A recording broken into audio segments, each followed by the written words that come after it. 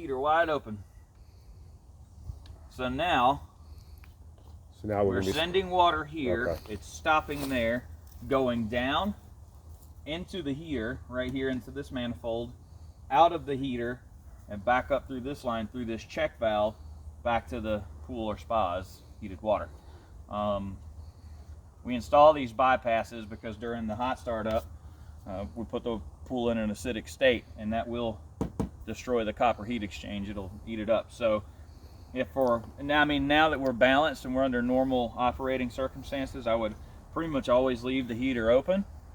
If you ever, the house is gonna be vacant for 6 months or whatever, and you want to close the heater bypass and the water's going through. Like when the summer gets here. Manifold is right here. The manifold drain. Open that.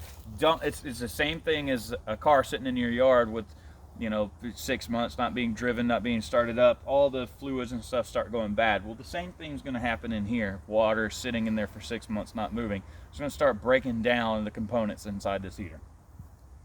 Again, normally, even if it's in the summer and the pool's in use, you don't have to bypass the heater, but you're not really using it when the water's already 95 degrees, so you can, but just remember, drain that manifold. Okay. Don't let the water sit in it. But you're recommending just leave it in that position and be done with it. Correct. Now, I will tell you that, say in the summertime, you got higher bather load, which is people using the pool, more sanitizer demand, more turnover demand. You restrict flow when you go through this heater because now you're going through copper tubing that's going through the heat exchange. So when you bypass the heater, you actually give your system more GPM, more flow.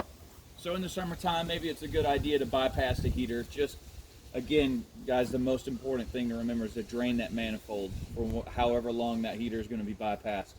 Because and then when we go to turn it back on, turn it like this, obviously that'll be closed. But then it'll just regenerate we don't need to prime the unit or anything. No, it's pressure side, so it'll push water right on through it. Okay, cool.